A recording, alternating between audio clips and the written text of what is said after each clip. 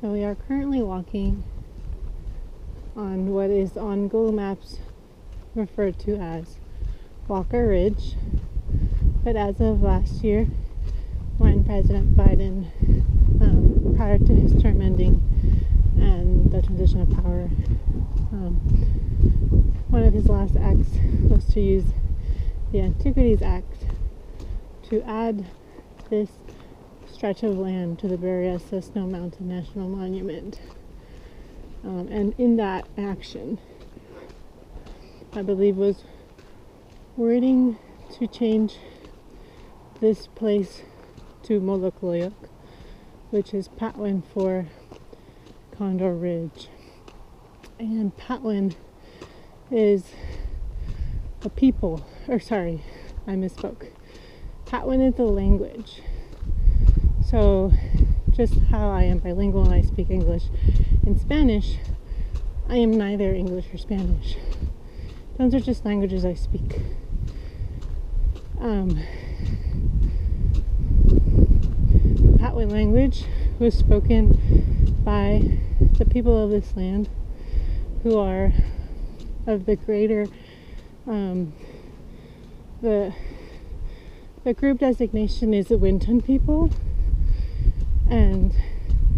but there are many Winton people, and depending on where they lived. So, for example, the people indigenous to here were known later as the River Patwin. I'm sorry, I misspoke again. The Hill Patwin. We are in the Coast Ranges. These rolling hills stretch all the way from the north to the south of California, across state boundaries and rivers. And there are some mountains in these ranges, but mostly we call these hills. So the Hill Patwin lived here, and from what I have read of the thesis from someone in the anthropology department at Sonoma State, is that, by the way, look at all those little gold fields. Let's go look at them. Gold fields and bottlenecks. Okay. So, as I was saying, the Hill Patwin are very unique in that they spoke Patwin. They were Winton people, but geographically, they were much higher in elevation by about 2,000 feet or more from the River Patwin in the Central Valley. And so the Hill Patwin actually,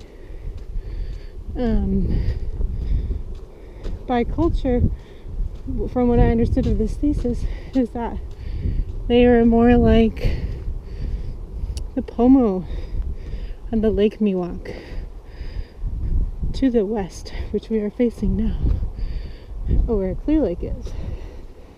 And we're actually welcome. The Hill Patwin were welcome to go to Clear Lake and harvest tule from those shores, because tule is a very beautiful plant and it provides a lot for people in terms of housing, transportation on water, and so many things. Basketry. Look, this is grape pine, and you can see these are, I believe, going to be female cones next year in 2026, and these will be pine needles this spring. They'll grow out. These that we were witnessing grew out last spring. Okay. The Hill Patwin are welcome on the lake shores of Clear Lake. And And this ridge, a lot of these ridges, if you spend any amount of hiking and you start going off trail, once you become more comfortable in the landscape and want to just know what's out there, you will come to your own conclusion, as did the people in the past. Take a look at this annual lupin. Actually, I'm gonna photograph it. It's pretty. If you do any amount of hiking, you'll come to realize that ridges are some of the best ways to get across the landscape quickly. And that's not just a human thing. Animal relatives have noticed that as well. If you start hiking along ridges, you will see more mountain lion tracks than you would elsewhere, because it's just so efficient and they have so much range to cover. So ridges, as well as some parts of the valley, are very important. And so where, I don't know if you can hear it, but way over there where we came from Highway 20. Highway 20, that whole stretch used to be a trade corridor of the native people.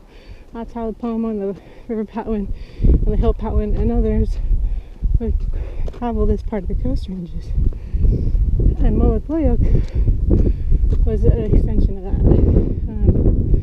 Back in November 2023, when I attended the listening session that the Bureau of Land Management hosted to add this land to the Bureau of Snow Mountain National Monument, a member of one of the local tribes, I feel bad not writing his name. I don't think he stayed the whole extent of the listening session. I couldn't approach him later and find out. But he mentioned that when settlers were here, take a look. I don't think these are mountain lion tracks, because I see the little dog thing, but just something to be aware of. He said that when settlers were here, when the California genocide was happening, that this was a way out. This was an escape route for some of the indigenous people. South of here, to the west, there's Kelseyville. There was a Bloody Island massacre. There was so much violence.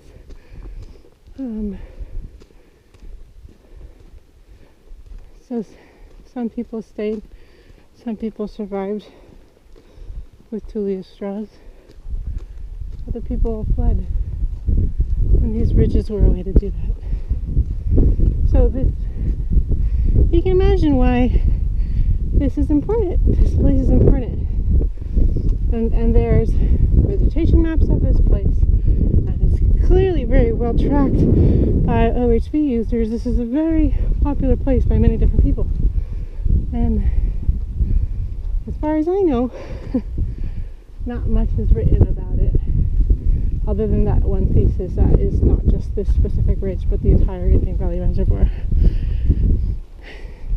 So, if you are receiving this video, great. I hope this has been a nice introduction to Molok Luyuk and what I know about it, but there is more that I know you know, and I think it is worth writing down. So I hope either that you come with me and walk this road, and the primary part of my thesis will be off this road. I'm hoping to see more wildflowers. All this grass is new, not all of it is native. A lot of this is not native. I see red thyme, and I know there's other things out here, but this burned in July, and fire is another part of the history of this landscape. Check it out. This is a new sign, fire damaged area. Actually, potentially then the place I'm trying to scout, I don't know if it'll be accessible. Oh no. This was the GPS tracks I was going to walk, and it looks like it's not accessible, and I'm going to be respectful, and I'm not going to walk that. Oh well. Well, there's a wrench. Time to reassess. But without crossing this sign, look, you can see butter and eggs. So